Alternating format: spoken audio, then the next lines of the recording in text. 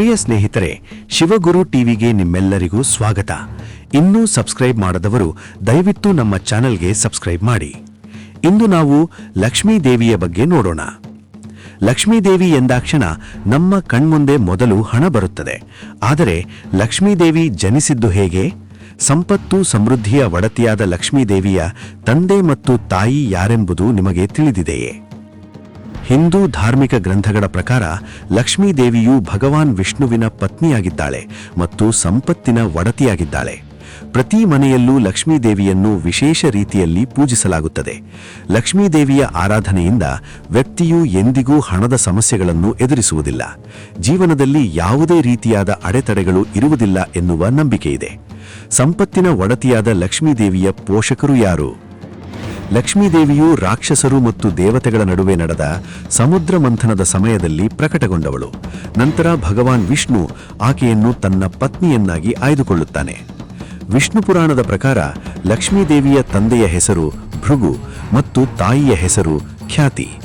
ಲಕ್ಷ್ಮೀ ದೇವಿಯ ತಂದೆಯಾದ ಭೃಗು ಭಗವಾನ್ ಶಿವನ ಸೋದರಮಾವ ಮತ್ತು ವಿಷ್ಣುವಿನ ಮಾವನೆಂದು ಗುರುತಿಸಿಕೊಂಡಿದ್ದಾನೆ. ಈ ಭೃಗು ಯಾರೆಂದು ನೀವು ಮತ್ತಷ್ಟು ಪ್ರಶ್ನೆಯನ್ನು ನಮ್ಮಲ್ಲಿ ಕೇಳಬಹುದು. ಭೃಗು ಮಹರ್ಷಿಯು ರಾಜ ದಕ್ಷನ ಸಹೋದರನಾಗಿದ್ದಾನೆ ಮತ್ತು ಈ ಕಾರಣದಿಂದಾಗಿ ಲಕ್ಷ್ಮೀದೇವಿ ಹಾಗೂ ಶಿವನ ಪತ್ನಿಯಾದ ಸತೀದೇವಿಯು ಪರಸ್ಪರ ಸಹೋದರಿಯಲಾಗಿದ್ದರು. ಪುರಾಣಗಳ ಪ್ರಕಾರ ದುರ್ವಾಸ ಮುನಿಗಳು ನೀಡಿದ ಶಾಪದಿಂದಾಗಿ ಲಕ್ಷ್ಮೀದೇವಿಯು ಸ್ವರ್ಗಲೋಕವನ್ನು ತ್ಯಜಿಸಿ ಸಮುದ್ರದಲ್ಲಿ ವಾಸವಾಗಲು ಮುಂದಾದಳು. ಲಕ್ಷ್ಮೀ ಸಮುದ್ರದಲ್ಲಿ ಪ್ರಕಟಗೊಳ್ಳುತ್ತಿದ್ದಂತೆ ರಾಕ್ಷಸರ ಮತ್ತು ದೇವತೆಗಳ ನಡುವೆ ಸಮುದ್ರ ಮಂಥನ ಪ್ರಾರಂಭವಾಯಿತು. ಈ ಸಮುದ್ರ ಮಂಥನದಲ್ಲಿ ತಾಯಿ ಲಕ್ಷ್ಮಿಯು ಪ್ರಕಟಗೊಳ್ಳುತ್ತಾಳೆ. ಬಳಿಕ ಈಕೆಯನ್ನು ಭಗವಾನ್ ವಿಷ್ಣು ತನ್ನ ಪತ್ನಿಯಾಗಿ ಸ್ವೀಕರಿಸುತ್ತಾನೆ. ಲಕ್ಷ್ಮೀ ದೇವಿ ಪೂಜೆಯ ಪ್ರಯೋಜನಗಳು. ಲಕ್ಷ್ಮೀ ದೇವಿಯನ್ನು ಪೂಜಿಸುವುದರಿಂದ ವ್ಯಕ್ತಿಯು ಹಣಕ್ಕೆ ಸಂಬಂಧಿಸಿದ ಎಲ್ಲಾ ಸಮಸ್ಯೆಗಳಿಂದ ಮುಕ್ತಿಯನ್ನು ಪಡೆಯುತ್ತಾನೆ. ಈಕೆಯ ಆಶೀರ್ವಾದದಿಂದ ಧನಾಗಮನವಾಗುವುದು, ವ್ಯಕ್ತಿಯಲ್ಲಿ ಸಂಪತ್ತು ವೃದ್ಧಿಯಾಗುವುದು, ಬಡತನದಿಂದ ಮುಕ್ತಿ ಸಿಗುವುದು, ಸಂತಾನ ಲಕ್ಷ್ಮಿಯ ಆರಾಧನೆಯಿಂದ ಸಂತಾನ ಭಾಗ್ಯ ಪ್ರಾಪ್ತವಾಗುವುದು, ಸುಖ, ಸಮೃದ್ಧಿ, ಸಂತೋಷ ಮತ್ತು ಶಾಂತಿಯುತ ಜೀವನಕ್ಕಾಗಿ ಲಕ್ಷ್ಮೀ ದೇವಿಯನ್ನು ಪೂಜಿಸಬೇಕು. ಮಹಾಲಕ್ಷ್ಮಿಯನ್ನು 8 ರೂಪಗಳಲ್ಲಿ ಪೂಜಿಸಲಾಗುತ್ತದೆ. ಮಹಾಲಕ್ಷ್ಮಿಯ ಈ 8 ಅವತಾರವನ್ನೇ ನಾವು ಅಷ್ಟಲಕ್ಷ್ಮಿ ಎಂದು ಕರೆಯುತ್ತೇವೆ. ಅಷ್ಟಲಕ್ಷ್ಮಿಯರು ಅಥವಾ ಲಕ್ಷ್ಮಿಯ 8 ಅವತಾರಗಳಾವುವು ಗೊತ್ತೇ? ಅಷ್ಟಲಕ್ಷ್ಮಿಯರ ಮಹತ್ವವೇನು ತಿಳಿದುಕೊಳ್ಳಿ. ಸೌಂದರ್ಯ, ವಿದ್ಯೆ, ಬುದ್ಧಿ, ಸಂಪತ್ತು ಮತ್ತು ಸಮೃದ್ಧಿಯ ಅಧಿದೇವತೆಯಾದ ತಾಯಿ ಮಹಾಲಕ್ಷ್ಮಿಯನ್ನು 8 ರೂಪಗಳಲ್ಲಿ ನೋಡಬಹುದಾಗಿದ್ದು, ಈ 8 ರೂಪದ ಲಕ್ಷ್ಮಿಯನ್ನೇ ಅಷ್ಟಲಕ್ಷ್ಮಿ ಎಂದು ಕರೆಯಲಾಗುತ್ತದೆ. ಅಷ್ಟಲಕ್ಷ್ಮಿಯರನ್ನು ಪೂಜಿಸುವುದರಿಂದ ನಮ್ಮೆಲ್ಲ ಕಷ್ಟ ಕಾರ್ಪಣ್ಯಗಳು ದೂರಾಗುತ್ತದೆ ಎನ್ನುವ ನಂಬಿಕೆಯಿದೆ. ಅಷ್ಟಲಕ್ಷ್ಮಿ ಎಂದರೆ ಸಮೃದ್ಧಿ, ಫಲವತ್ತತೆ, ಸಂತೋಷ ಅಥವಾ ಅದೃಷ್ಟ, ಉತ್ತಮ ಆರೋಗ್ಯ, ಜ್ಞಾನ, ಬಲ, ಸಂತಾನ ಮತ್ತು ಶಕ್ತಿ. ಅಷ್ಟಲಕ್ಷ್ಮಿ ಎಂದು ಕರೆಯಲಾಗುವ ಲಕ್ಷ್ಮೀದೇವಿಯ ಆ 8 ಅವತಾರಗಳಾವುವು ಗೊತ್ತೇ? ಈ 8 ಅವತಾರಗಳ ಮಹತ್ವವೇನು ತಿಳಿದುಕೊಳ್ಳಿ. 1. ಆದಿಲಕ್ಷ್ಮಿ. ಆದಿಲಕ್ಷ್ಮಿ ಎಂಬುದು ಪ್ರಾಚೀನ ರೂಪ ಮತ್ತು ಎಲ್ಲರ ಅಸ್ತಿತ್ವಕ್ಕೆ ಕಾರಣೀಭೂತಳಾಗಿದ್ದಾಳೆ. ಆಕೆ ತನ್ನ ಪತಿಯನ್ನು ಆರೈಕೆ ಮಾಡುವ ಮೂಲಕ ಇಡೀ ಜಗತ್ತನ್ನೇ ರಕ್ಷಿಸುವ ಹೊಣೆ ಹೊತ್ತಿರುತ್ತಾಳೆ ಎನ್ನುವ ನಂಬಿಕೆಯಿದೆ. ಸಮುದ್ರ ಮಂಥನದ ಸಮಯದಲ್ಲಿ ಆದಿಲಕ್ಷ್ಮಿಯು ಜನಿಸುತ್ತಾಳೆ.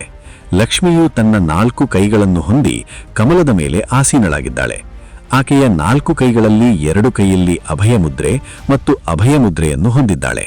ಇನ್ನಿತರ 2 ಕೈಗಳಲ್ಲಿ ಕಮಲ ಮತ್ತು ಬಿಳಿ ಧ್ವಜವನ್ನು ಹಿಡಿದುಕೊಂಡಿದ್ದಾಳೆ. ಮಹತ್ವ. ಆದಿಲಕ್ಷ್ಮಿಯು ಮೋಕ್ಷವನ್ನು ನೀಡುವಲ್ಲಿ ಖ್ಯಾತಿಯನ್ನು ಹೊಂದಿದ್ದಾಳೆ. ಈ ಕಾರಣದಿಂದ ಆದಿಲಕ್ಷ್ಮಿಯನ್ನು ಮೋಕ್ಷಪ್ರದಾಯಿನಿ ಎಂದು ಕರೆಯಲಾಗುತ್ತದೆ. ಆದಿಲಕ್ಷ್ಮಿ ಸ್ವತಃ ಮಹಾಲಕ್ಷ್ಮಿ ಆಗಿರುವುದರಿಂದ ಆಕೆಯನ್ನು ಎಲ್ಲಾ ದೇವರುಗಳು ಪೂಜಿಸುತ್ತಾರೆ. 2. ಧನಲಕ್ಷ್ಮಿ. ಸಂಪತ್ತಿನ ಅಧಿದೇವತೆಯಾದ ಧನಲಕ್ಷ್ಮಿಯು ಮಾತೃಲಕ್ಷ್ಮಿಯ ಅಭಿವ್ಯಕ್ತಿಯಾಗಿದ್ದಾಳೆ. ಧನಲಕ್ಷ್ಮಿ ಸಮೃದ್ಧಿ ಮತ್ತು ಸಂಪತ್ತಿನ ಸಂಕೃತವಾಗಿದ್ದಾಳೆ. ಬಡತನವನ್ನು ನಾಶ ಮಾಡುವಲ್ಲಿ ಈಕೆಯ ಪಾತ್ರ ಅಪಾರ. ಕಷ್ಟಪಟ್ಟು ಶ್ರಮಿಸುವವರನ್ನು ಎಂದಿಗೂ ಕೈಬಿಡದೆ ಸಂಪತ್ತು ಮತ್ತು ಆರ್ಥಿಕ ಸ್ಥಿರತೆಯತ್ತ ಮಾರ್ಗವನ್ನು ಸೂಚಿಸುವಳು. ಭಕ್ತರ ಎಲ್ಲಾ ಆರ್ಥಿಕ ಸಂಕಷ್ಟವನ್ನು ಧನಲಕ್ಷ್ಮಿ ದೂರಾಗಿಸುತ್ತಾಳೆ. 6 ಕೈಗಳನ್ನು ಹೊಂದಿ ಈಕೆ ಕೆಂಪು ಸೀರೆಯುಟ್ಟು ತನ್ನ ಕೈಗಳಲ್ಲಿ ಶಂಖ, ಕುಂಭ, ಚಕ್ರ, ಬಿಲ್ಲುಬಾಣ, ಕಮಲ ಮತ್ತು ಇನ್ನ 2 ಕೈಗಳಲ್ಲಿ ಅಭಯ ಮುದ್ರೆ ಮತ್ತು ವರದ ಮುದ್ರೆಯನ್ನು ಹೊಂದಿದ್ದಾಳೆ. 6ನೇ ಕೈಯಲ್ಲಿ ಅಭಯ ಮುದ್ರೆ ಇದ್ದು ಚಿನ್ನದ ನಾಣ್ಯಗಳನ್ನು ಕೈಗಳಿಂದ ಹರಿಬಿಟ್ಟಿದ್ದಾಳೆ. ಮಹತ್ವ. ಧನ ಎಂದರೆ ಸಂಪತ್ತನ್ನು ಸೂಚಿಸುತ್ತದೆ. ಧನಲಕ್ಷ್ಮಿಯನ್ನು ಪೂಜಿಸುವುದರಿಂದ ಸಮೃದ್ಧಿ, ಸಂಪತ್ತು, ಸಂತೋಷ ಪ್ರಾಪ್ತವಾಗುತ್ತದೆ. ಧನಲಕ್ಷ್ಮಿಯು ನಮಗೆ ಹಣ, ಚಿನ್ನ, ಆಸ್ತಿ, ಆಂತರಿಕ ಶಕ್ತಿ, ಇಚ್ಛಾಶಕ್ತಿ, ಪ್ರತಿಭೆ, ದೃಢ ನಿರ್ಧಾರ, ಧೈರ್ಯ ಮತ್ತು ಪರಿಶ್ರಮಕ್ಕೆ ತಕ್ಕ ಫಲವನ್ನು ನೀಡುವಳು. 3. ಧಾನ್ಯಲಕ್ಷ್ಮಿ. ಲಕ್ಷ್ಮೀದೇವಿಯ 8 ರೂಪಗಳಲ್ಲಿ ಧಾನ್ಯಲಕ್ಷ್ಮಿ ರೂಪ ಕೂಡ ಒಂದು. ಧಾನ್ಯಲಕ್ಷ್ಮಿಯು ಕೃಷಿ ಸಂಪತ್ತನ್ನು ಒದಗಿಸುವುದರಲ್ಲಿ ಮತ್ತು ಸಂಪತ್ತನ್ನು ಸಮಾನ ಹಂಚಿಕೆ ಮಾಡುವಲ್ಲಿ ಪ್ರಮುಖ ಪಾತ್ರವನ್ನು ವಹಿಸುವುದರಿಂದ ಈಕೆಯನ್ನು ಹೆಚ್ಚಾಗಿ ರೈತರು ಪೂಜಿಸುತ್ತಾರೆ. ಆಕೆಗೆ ಕೃತಜ್ಞತೆಯನ್ನು ಸಲ್ಲಿಸಲು ಮೊದಲು ಆಕೆಯನ್ನು ಪ್ರಾರ್ಥಿಸುತ್ತಾರೆ. ಆಕೆಯ ಹೆಸರಿನಲ್ಲಿ ಧಾನ್ಯವನ್ನು ದಾನ ಮಾಡುತ್ತಾರೆ. ಸಮೃದ್ಧಿಯ ಸಂಕೇತವಾದ ಹಸಿರು ವಸ್ತ್ರವನ್ನು ತೊಟ್ಟ ಈಕೆ 8 ಕೈಗಳನ್ನು ಹೊಂದಿದ್ದಾಳೆ. ಅದರಲ್ಲಿ 2 ಕಮಲ, ರಾಜದಂಡ, ಭತ್ತೆ, ಕಬ್ಬು, ಬಾಳೆಗೊನೆ ಹಿಡಿದು 12 ಕೈಗಳಲ್ಲಿ ಅಭಯ ಮುದ್ರೆ ಮತ್ತು ವರದ ಮುದ್ರೆಯನ್ನು ಹಿಡಿದಿದ್ದಾಳೆ. ಮಹತ್ವ: ದುಷ್ಟರನ್ನು ನಾಶ ಮಾಡಿ ತನ್ನನ್ನು ಪೂಜಿಸುವ ಎಲ್ಲರಿಗೂ ಸಹಾಯ ಹಸ್ತ ಚಾಚುವಾಕೆ ಧಾನ್ಯಲಕ್ಷ್ಮಿಯಾಗಿದ್ದಾಳೆ. ಯಾರು ಹಸಿವಿನಿಂದ ಬಳಲುತ್ತಿದ್ದಾರೆ ಎಂದು ತಿಳಿದು ಅವರಿಗೆ ಆಹಾರವನ್ನು ಒದಗಿಸುವಾಕೆ ಧಾನ್ಯಲಕ್ಷ್ಮಿಯಾಗಿದ್ದಾಳೆ. ಜನರು ತಮ್ಮ ಧಾನ್ಯವನ್ನು ದೀರ್ಘಾವಧಿಯವರೆಗೆ ಹಾಳಾಗದಂತೆ ಇಟ್ಟುಕೊಳ್ಳಲು ಮತ್ತು ಪೋಷಿಸಲು ಧಾನ್ಯಲಕ್ಷ್ಮಿಯನ್ನು ಪೂಜಿಸುತ್ತಾರೆ. 4. ಗಜಲಕ್ಷ್ಮಿ. ಭಗವಾನ್ ಇಂದ್ರನು ತನ್ನ ಕಳೆದುಹೋದ ಸಂಪತ್ತನ್ನು ಸಮುದ್ರದ ಆಳದಿಂದ ಮರಳಿ ಪಡೆಯಲು ಗಜಲಕ್ಷ್ಮಿ ಸಹಾಯ ಮಾಡಿದಳೆಂಬ ನಂಬಿಕೆಯಿದೆ.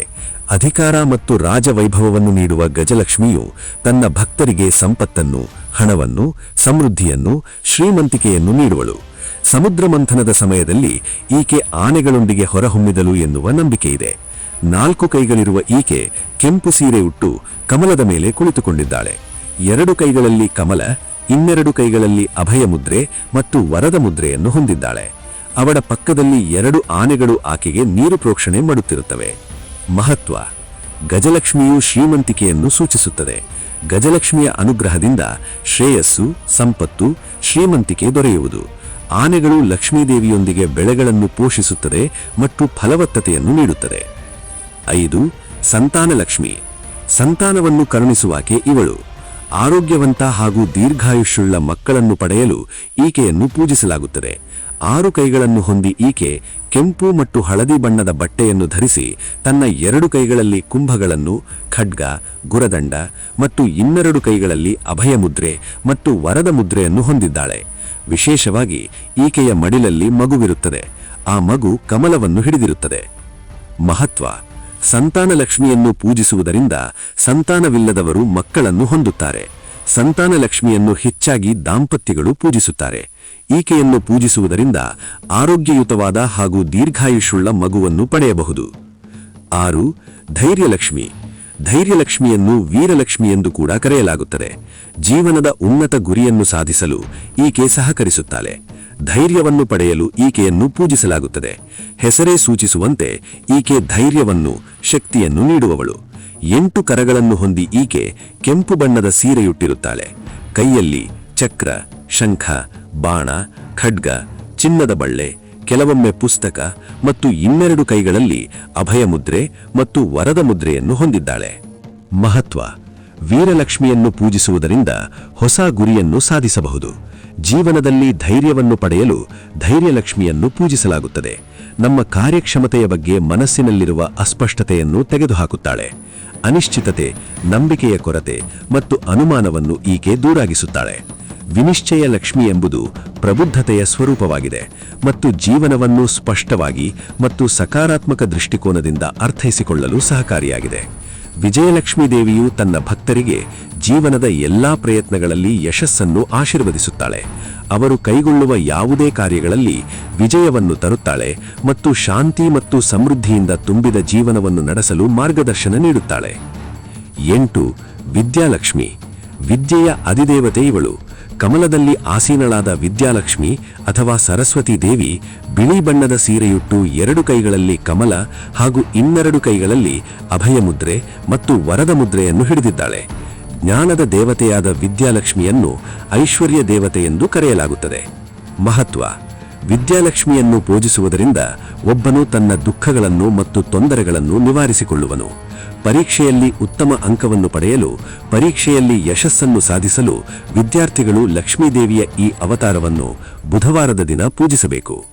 ಲಕ್ಷ್ಮೀದೇವಿಯ ಒಂದೊಂದು ಪುರಾಣಗಳು ಲಕ್ಷ್ಮೀದೇವಿಯ ಜನ್ಮಕಥೆಯನ್ನು ವಿವಿಧ ರೀತಿಯಲ್ಲಿ ವಿವರಿಸುತ್ತದೆಯೋ ಅಥವಾ ಈ ಕಥೆಗೆ ಸಂಬಂಧಿಸಿದ ಯಾವುದೇ ಪುರಾವೆಗಳನ್ನು ನೋಡಲು ನಮಗೆ ಸಾಧ್ಯವಿಲ್ಲ.